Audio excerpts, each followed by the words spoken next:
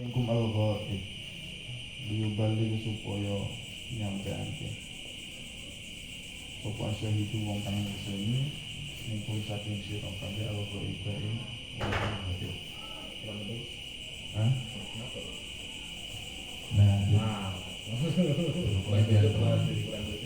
Bismillahirrahmanirrahim. Alhamdulillah wassalatu wassalamu ala Rasulillah wa ala alihi wa sahbihi. Yang saya banggakan dan sangat saya cintai kawan-kawan sahabat-sahabat Ansor dan Ansoriyah, Ansorwati, Ansor namun awalnya itu Muslim Patayan. Jadi karena kita sudah lama berbulan-bulan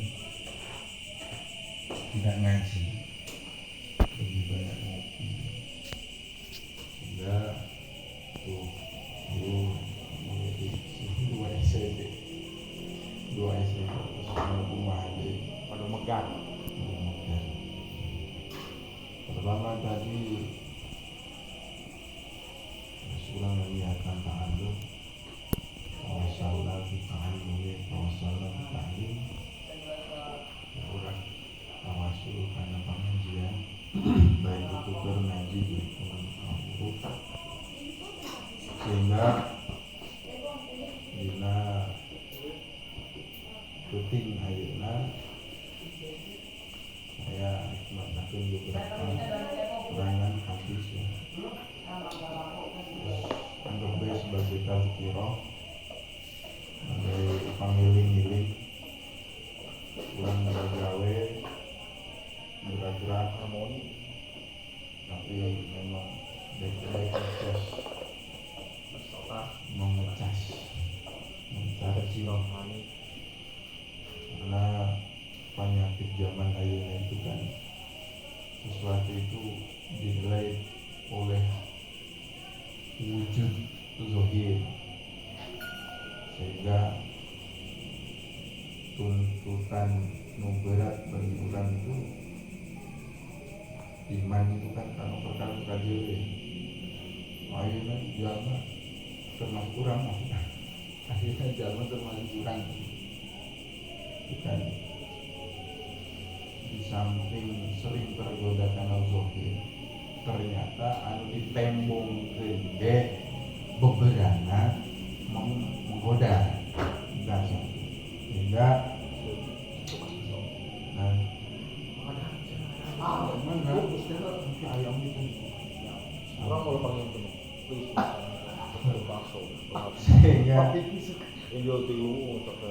sehingga tentu kehidupan orang akan selalu diperlihatkan dengan sesuatu muzahir, bisa jadi sebagai cobaan, karena sesuatu muzahir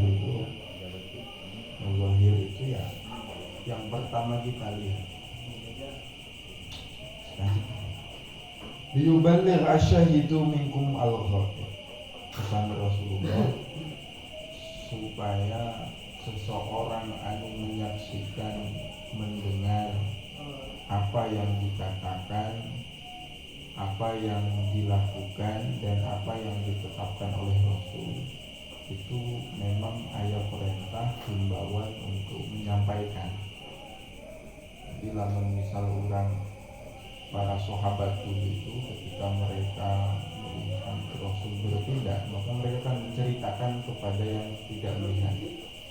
Itu artinya hadis itu terus berkesinambungan di Nabi, sahabat, tabi'in sampai ke orang, sehingga biasanya itu ayat ijazahan hadis, malah ijazah hadis. Misal saya menang, tapi saya itu bisa ijazahan, tapi doa sebetulnya doa Rasul, Allahumma a'inna ala zikrika wa syukrika wa husni ibadatik. Itu doa diucapkan Rasul. Allahumma a'inni, kata di teks hadis nama a'inni. Kalau a'inna itu harus digubah kepada imam sholat dengan doa a'inni itu kan, ya Allah tolonglah aku. Kalau a'inna, ya Allah tolonglah kami. Jadi ini jadi na, domir ana jadi nahnu. Ana itu saya, nahnu itu kami. Jadi teks asli nama yang saya dapat itu Allahumma inni ala dzikrika, ya Allah berikanlah pertolongan kepadaku ala dzikrika ing antase iling panjenengan, berikanlah saya kekuatan, tolonglah saya dalam mengingat Engkau, wa syukrika jeung tolonglah saya untuk mensyukuri nikmat Engkau, dan tolonglah saya nanti luan Pak Haji. ya ada kekeringan Tiluan mana? Tiluan banyak. Dia. oh Buat mandi kulimu. Tiluan kali ya, Pak. dan itu dan tolonglah saya untuk menjadi baik sebagai hamba menjadi hamba. Artinya Allahumma ini tolonglah saya untuk menjadi hamba. Itu pada hakikatnya itu kan kita tidak punya daya untuk menjadi syukur, untuk menjadi hamba yang baik tanpa pitulung di Gusti Allah. Itu pada dasarnya. Di doa Allahumma inni ala dzikrika wa syukrika wa husni ibadatika itu doa yang siang dismeper dimulai kurang mental dikuatkan terlempang kali sama. Jadi memang pada dasarnya orang itu apes itu ya lemah, dan innal insana lafi khusrin, dalam kerugian, alladzina amanu wa amilus shalihat, kecuali jalma itu baik iman soleh. Itu mukadimah tentang kenapa hadis itu harus diteruskan. Balighu anni walau ayat, sampaikanlah dariku sekalipun itu cuma satu ayat. Nah ini logika Anda ini jalma itu sering saya nih mungkin beberapa bulan terakhir itu ketika ada orang posisi itu sebagai jalma pola guru pemimpin numana posisi eta kan mengharuskan dia mengingatkan orang lain. Ayat kewajiban soal pemimpin kan mengingatkan bawahnya. Guru mengingatkan muridnya sesuatu. Orang tua anaknya atau siapapun yang lebih muda. Nah, dalam rangka ngalakonan eta, pemimpin ngasehatan anak buahnya, kemudian orang tua ke anaknya, guru ke muridnya, itu sering ayat itu, ayat perasaan itu. Kami mah ngomongan dia dari sini, kami nagih sana dan benar. Kan? Lamun sekilas itu seperti tawaduk sekali kan gitu, benar kan? Atau misal itu juga ayat nasihat tidak binafsik kan? Awalilah sesuatu yang baik itu oleh kita sendiri.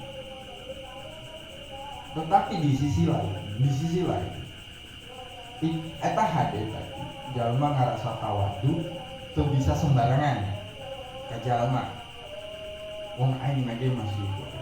Tapi zamanna boga posisi penting, ketua, pemimpin, kolot, guru, kalau dia menggunakan itu kamuridna sehingga da aing macan ngalakonan aing dengan nasihatan muridna kan gitu. Nah ini mesti kacau. Satu kacau, kedua seakan-akan si orang tersebut baik manehna itu milik manehna. Aing lamun hade ngalakonan hade aing bisa merenya hon hade. seakan-akan kebaikan itu milik dia, padahal kebaikan eta nu Gusti Allah. Sehingga memang aya kewajiban kita itu sekalipun can ngalakunan tetap menyampaikan yang baik. Misal jalma berilmu itu kan nyampaikan ilmu ka muridna, sekalipun manehna can ngalakonan, kok si muridna ngalakonan manehna tetap menang saham. Di situ kan kaji bahwa ilmu itu terus harus berjalan, nasihat eta kudu terus aya. Ya sempat nyarekan jalma ke situ. Lamun ente jadi guru kos itu, maka ini pendidikan tidak jalan, kebaikan tidak tersampaikan. Wong kita itu punya kewajiban menyampaikan plus melakukan.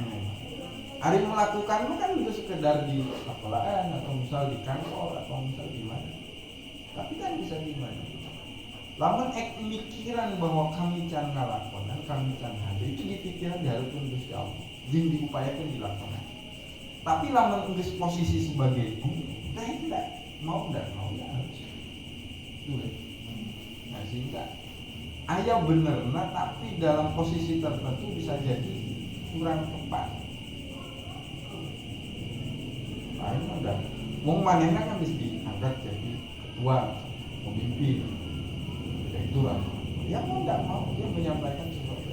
Pada dasarnya, lamun cok Gus Bahama kan gitu. Lamun rata-rata jalma nu nyolong baik, rata-rata nu boga nurani. Ketika ke anaknya tuh mesti ngomong sih ulah nyolong, kan gitu kan? Walaupun dia lagi pernah nyolong. Walaupun manehna pencuri yang handal, tapi kan tidak. Saha gombong narkoba anu gede, anu benang bukit, ayo. Anaknya kan muncul di permukaan, karena mungkin kan bandar narkoba. Jadi lamun misal erek lakukan kebaikan, ya kita harus melakukan kebaikan. Tapi di sisi lain, ketika posisi kita harus menasihati, ya tetap kita harus nasihati. Temen guru sama kamu murid, ya tetap si murid dinasihati sesuai ilmu anu bener. Mungkin masalah urang can ngalakonan, ngarasa dosa itulah disampaikan kamu murid, tidak boleh. Nanti pendidikan tidak berlangsung, kebaikan tidak berlangsung. Wong kebaikan itulah mendilakonan usaha baiknya bukan efek. Sampai ayam misal satu perkumpulan disesatkan, jadi itu Allah tetap nakdirkan di antara manehnya itu tetap aja lalu arti kebaikan. Sehingga kebaikan itu mual pernah kalah. Kebenaran dan kebaikan itu mual pernah kalah. Misal jalma perang hiji hadir hiji henteu. Misal Asia dan Eropa, benar Asia, Eropa salah. Perang, kemudian ia kata kalah perang ya, kalah perang. Tapi kebaikannya kan malah kalah, kan? Nanti di generasi berikutnya Eropa sudah kalah. Kebaikan, jadi fokusnya karena kebaikan. Masalah pahit itu kan sudah pahit. Makanya di Islam kan wong pahit itu kehidupan yang baru, awal kehidupan. Jadi kan lah mencari jalan Islam mikir naiknya, itu mati berarti mulai baru memulai. Sehingga memang misal kemari tadi. Namun misal ekmimaman membuat bunga itu suwe, bahwa tidak mau memang perkara nanti kita sudah merasa tidak pantas saja itu dijilkut. Kemudian hidayah saat itu karena orang menjadi imam, misal orang pun dengan sendirinya kan cara otomatis akan jawab. Itu kebaikan. Sehingga kebaikan itu menjadi Islam, bukan begitu. Cuma untuk si Zawin gitu, sembahyang itu udah canggih. Justru dia sembahyang sudah ambil benar. Ayo misal, ayo mau dong mabuk sembahyang lah 40 gue diterima. Nu sembahyang mabok sembahyang baik diterima, sembahyang sakit. Itu bisa lupa ya. gitu. Enggak kebaikan. Kebaikan itu ya harus disampaikan. Bagi ini walau ayat itu sesederhana yang seperti itu penting nyampaikan. Enggak. Tidak menyampaikan pun ayat masalah. Menyampaikan, misal orang menyampaikan ya perasaan kami lagi masih goreng, itu ada. Tapi tidak menyampaikan orang benar jangan-jangan orang membiarkan keburukan merajalela. Karena lamun orang misal kebaikan tidak disampaikan, ya nanti keburukan yang merajalela. Dia mau enggak? Dalam Islam mau enggak? Nah itu justru tantangannya begitu. Itu tentang liyubali asyahidu minkum al-khabir. Nanti mukadimah tentang mukadimah.